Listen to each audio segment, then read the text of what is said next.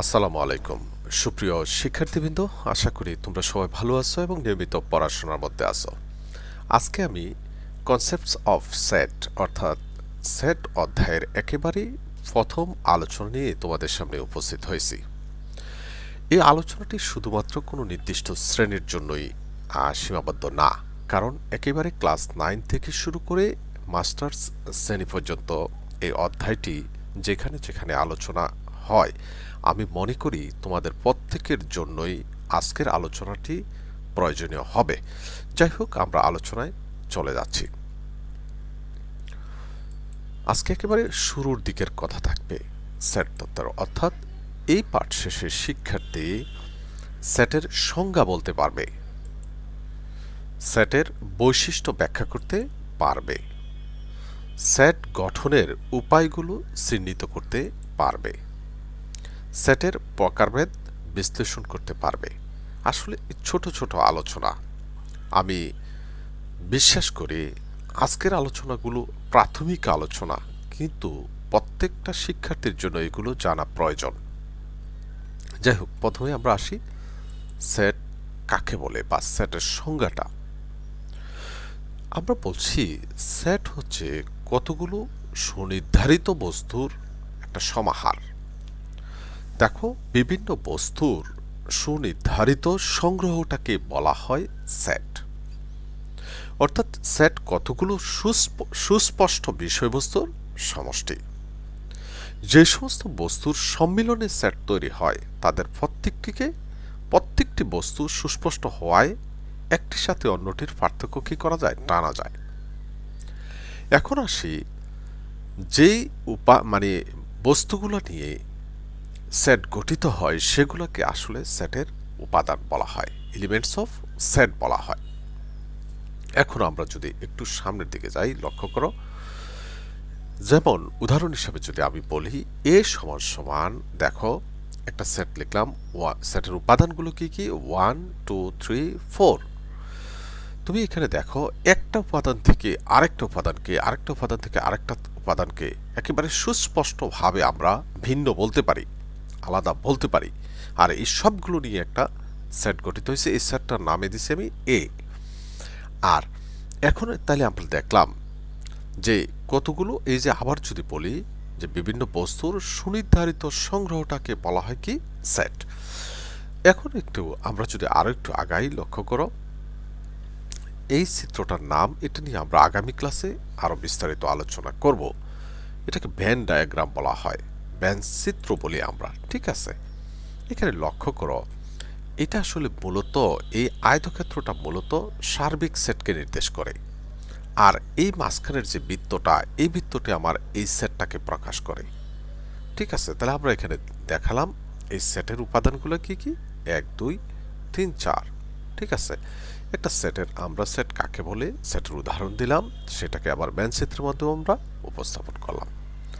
এটা হলো আমাদের সেটের কথা বললাম। এখন আমরা আসি সেটের বৈশিষ্ট্যের কথা।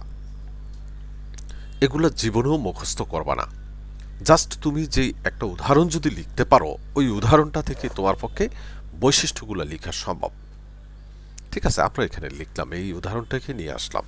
তুমি এখানে লক্ষ্য করো কি কি জিনিস আছে। প্রথম বৈশিষ্ট্যটা বলছি, সেটের অন্তর্গত বস্তুসমূহ পরস্পর স্বতন্ত্র, আলাদা, ঠিক আছে। এখানে দেখো একটা কিন্তু আরেকটা থেকে আলাদা, একেবারে ভিন্ন, ঠিক আছে, একটা থেকে আরেকটা স্বতন্ত্র। 2 যদি আমি বলি, সেটকে ইংরেজি বড় হাতের অক্ষর দ্বারা প্রকাশ করা হয়, ঠিক আছে। যে দেখো এখানে ইংরেজি বড় হাতের অক্ষর দ্বারা কি করা হয়, প্রকাশ করা হয়।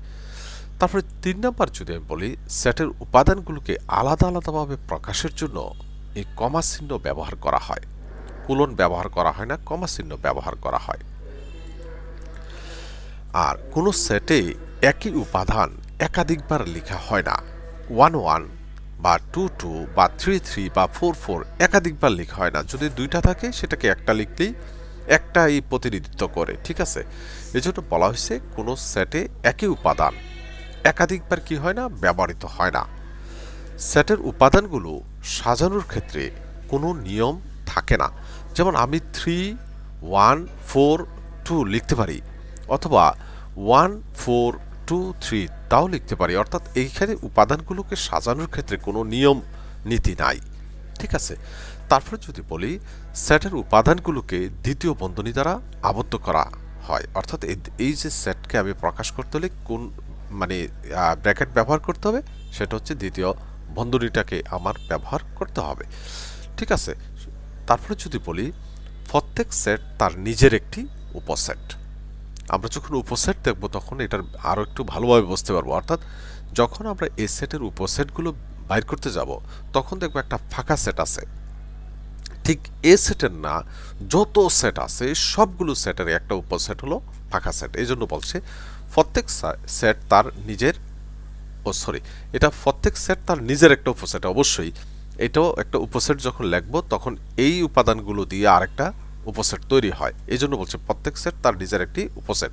আবার সর্বশেষ যে কথাটা বলবো, প্রত্যেক সেট তার প্রত্যেক সেটেরই কি থাকে, একটা উপসেট হলো ফাঁকা সেট।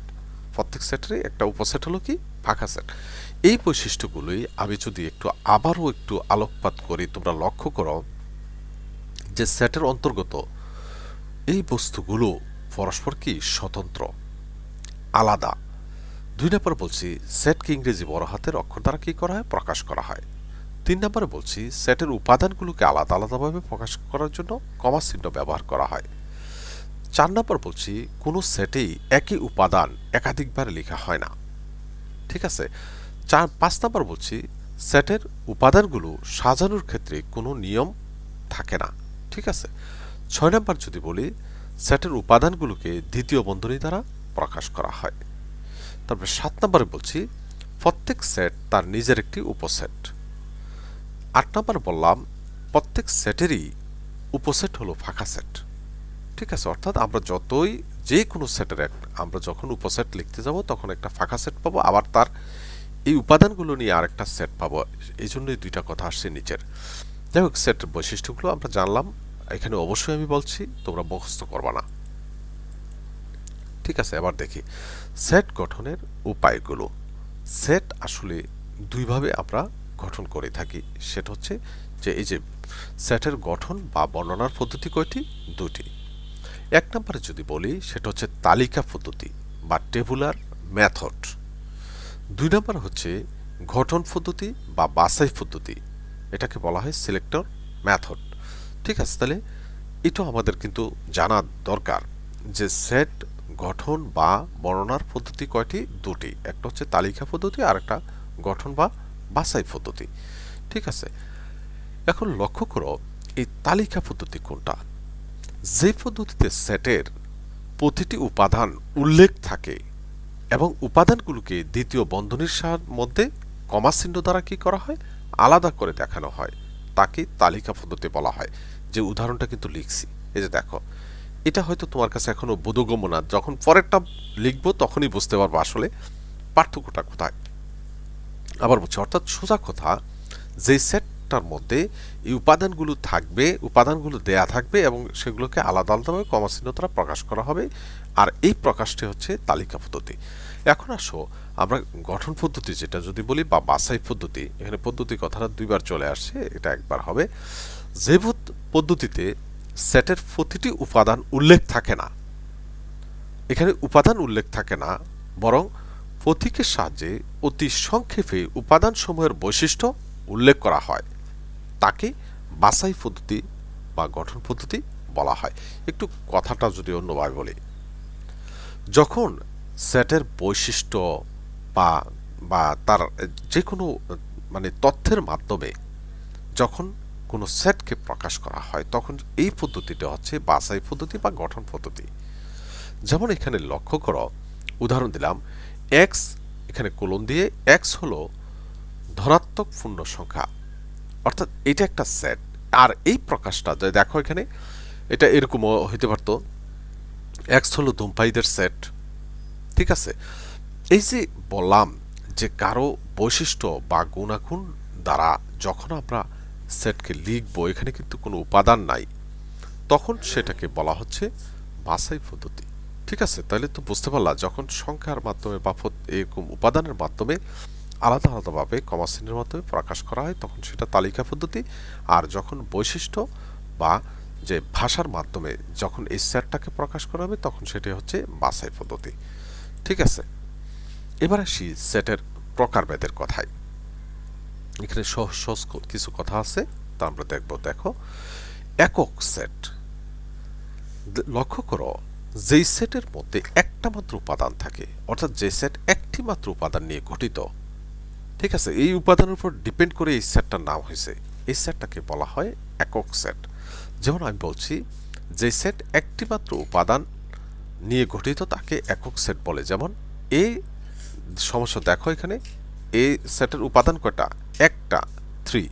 তুমি 3, 5, 1, 0, 7, 9 যাই দাও, একটা উপাদান হলেই তখন সেটাকে বলবো একক সেট।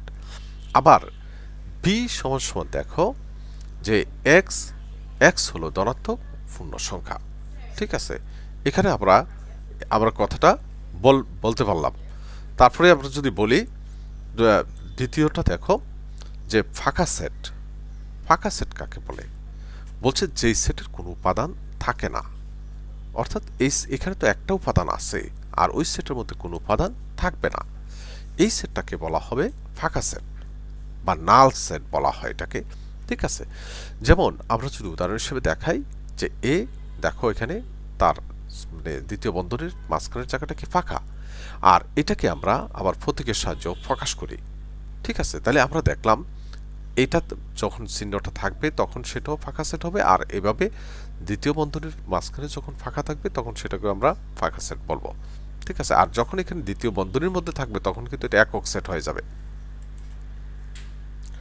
ঠিক আছে, এবার আমরা যদি পরের এটা দেখি, লক্ষ্য করো, এখানে একটু আগে পিছিয়ে হয়ে গেছে সসীম সেট, এখানে আরেকটা আছে অসীম সেট।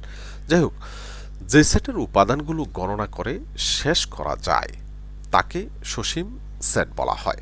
আবার বলছি কথাটা, দেখো এখানে এখানে সেটগুলো কিন্তু, সেটের উপাদানগুলো কিন্তু নির্দিষ্ট আছে, আমরা গণনা করেও শেষ করতে পারবো।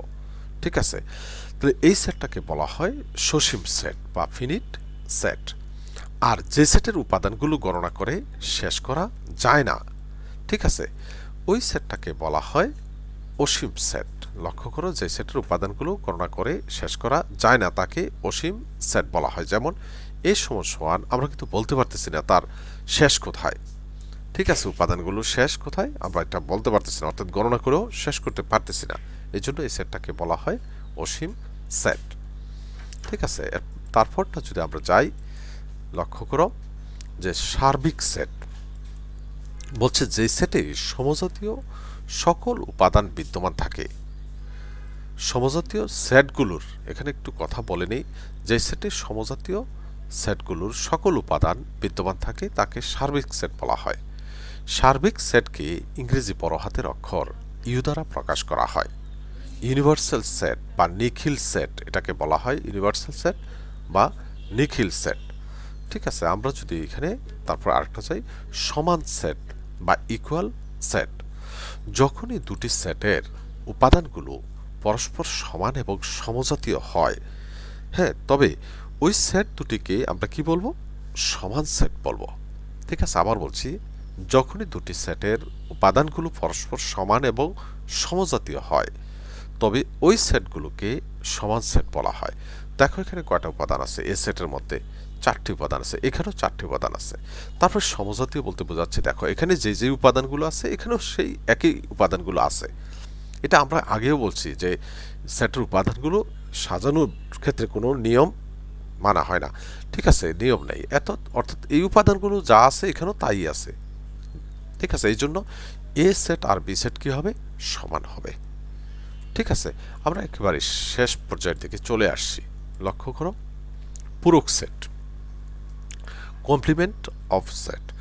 এখানে আমরা যদি বলি সার্বিক সেট হতে কোনো সেটের উপাদানগুলো বাদ দিয়ে অবশিষ্ট উপাদানগুলো নিয়ে গঠিত সেটকে ওই সেটের পূরক সেট বলা হয়। আবার বলছি কথাটা, সার্বিক সেট হতে কোনো সেটের উপাদানগুলো বাদ দিয়ে অবশিষ্ট উপাদানগুলো নিয়ে গঠিত সেটকে ওই সেটের পূরক সেট বলা হয়। আমরা যদি উদাহরণটা দেখি, মনে করো ইউ সমান সমান হচ্ছে, এখানে একটা সেট আছে, এ 1 থেকে 7 পর্যন্ত আমরা নিলাম, মাঝখানে 6টা বাদ দিয়েছি, যাই হোক অসুবিধা নাই। আর এ সমান হচ্ছে 1 3 5। তাহলে এখন পূরক সেটটা কত হবে? আমরা বলছি এই সার্বিক সেট থেকে এ সেটের উপাদানগুলো যদি বাদ দেই, অবশিষ্ট যে উপাদানগুলো থাকবে ওই উপাদানগুলো নিয়ে গঠিত সেটটি হবে এ সেটের পূরক সেট। তাহলে 1 3 5 বাদ দিলে থাকে 2 4 7। এই 2 4 7 হচ্ছে এ সেটের পূরক সেটের মানে উপাদানগুলো হবে। দেখো পূরক সেটে প্রাইম এসি দ্বারাও প্রকাশ করা হয় প্রাইম, তার মানে এটা থেকে এটা বিয়োগ করে দিলাম, তার মানে থাকতেছে কত 2 4 7।